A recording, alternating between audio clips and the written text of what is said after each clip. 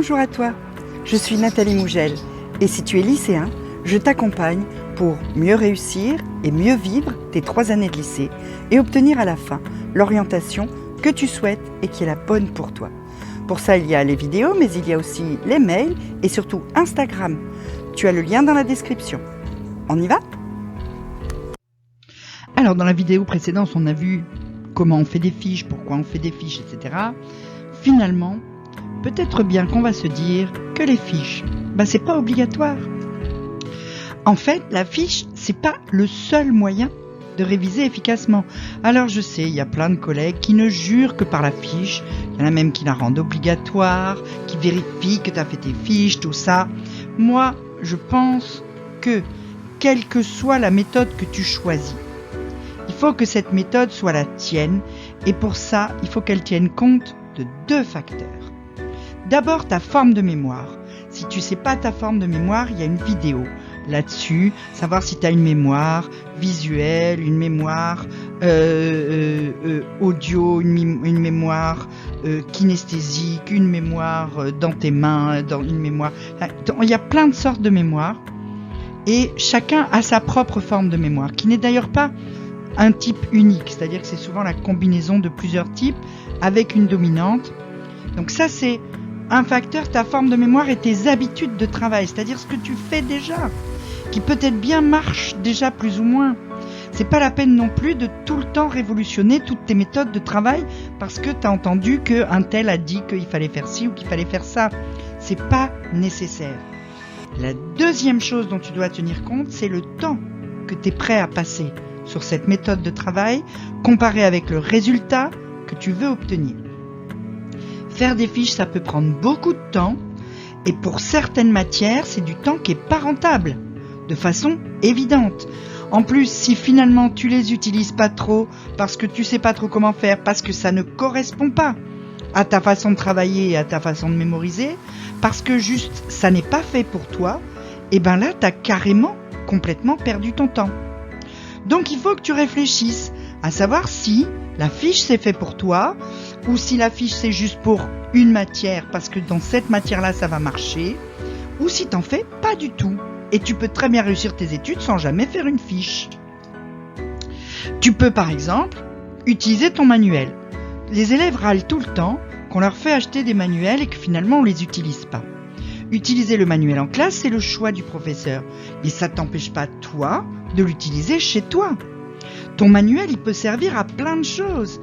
Et d'abord et avant tout, tu vas trouver dans le manuel les mêmes éléments que dans le cours du prof, puisque a priori c'est le même programme, si la logique est respectée. Sauf que dans ton manuel, ces éléments du cours vont être expliqués autrement, avec d'autres mots que ceux du prof, dans un ordre différent, avec un plan différent, et peut-être que de lire les choses autrement, ça va te permettre de mieux les comprendre.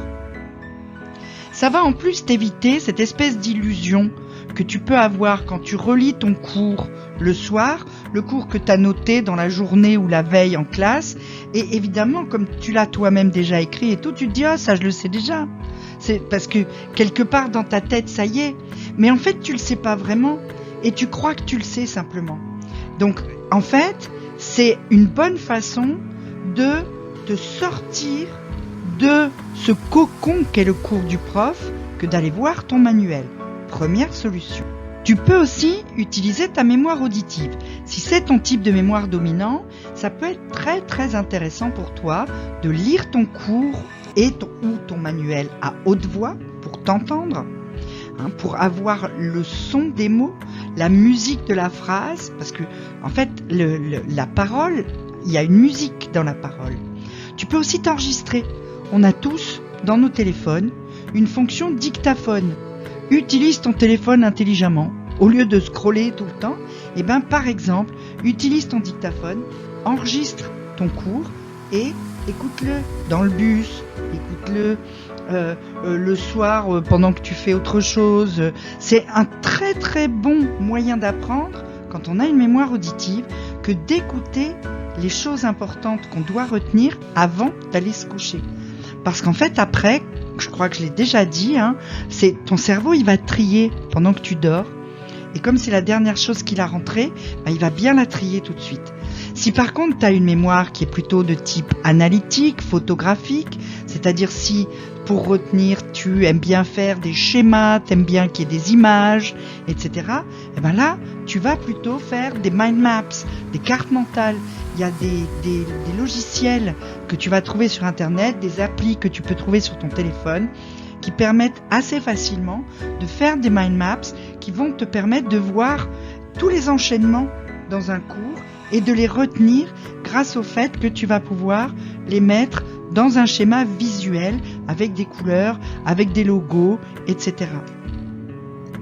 Et puis, en fait, si tu as déjà une méthode et que ta méthode te donne de bons résultats, que ça marche, que tu as des bonnes notes, pourquoi tu changerais ? Garde ta méthode, garde ton rythme et continue comme ça. Tant que ça marche, tu changes rien. Tu penseras à changer quand tu t'apercevras que ça n'est plus suffisant, que tes notes baissent, que ça marche plus, parce que les méthodes des profs ont changé, parce que ça devient plus difficile, etc. Mais tant que ça marche, cherche pas, change rien. Continue comme ça et tu verras bien quand ça n'ira plus. Si tu as une question sur ce problème de la méthode, il n'y a pas de souci. Tu me la poses en commentaire, tu t'inscris en cliquant sur le lien dans la description au mail Réussir demain au lycée et tu viens me suivre sur Instagram, je vais te donner plein de petits tips. En attendant, pouce bleu, abonnement, petite cloche. À très vite.